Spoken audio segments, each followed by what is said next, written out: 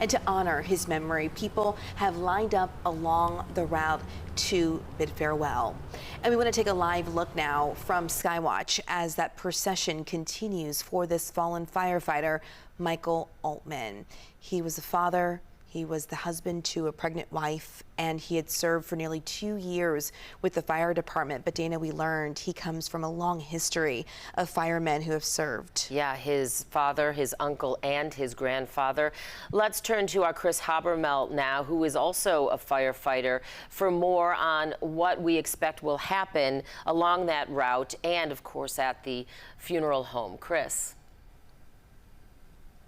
Well, Dana and Audrina, as they make their way south out of the Brighton Park neighborhood there, it looks like they're around 5,500 south or so. You can see that the northbound traffic has been halted there. Chicago Police Department has been running interference and closing the intersections in a rolling closure all the way down since they left the medical examiner's office. Firefighter Altman, his body is in the ambulance you see there at the right. On the left, we've got Truck 47, the company that he was assigned to and served with distinction up there in Edgewater, and was with that company working on West North Shore Avenue when the floor collapse took his life.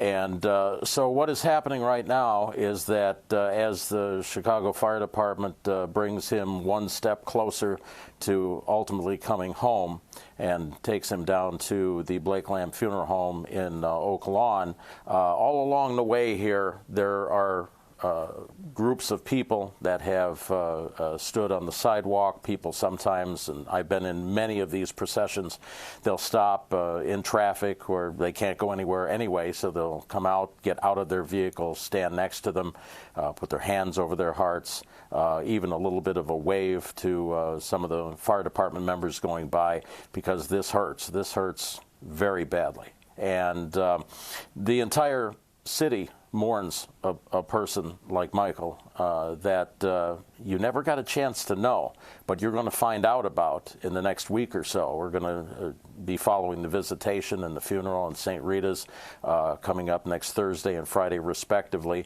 And as they continue to make their way south here, you could see the logistics as far as Western Avenue, and recommending that people come out to render honors is actually much easier to do along 103rd between Western and the funeral home, which is over by Cicero Avenue.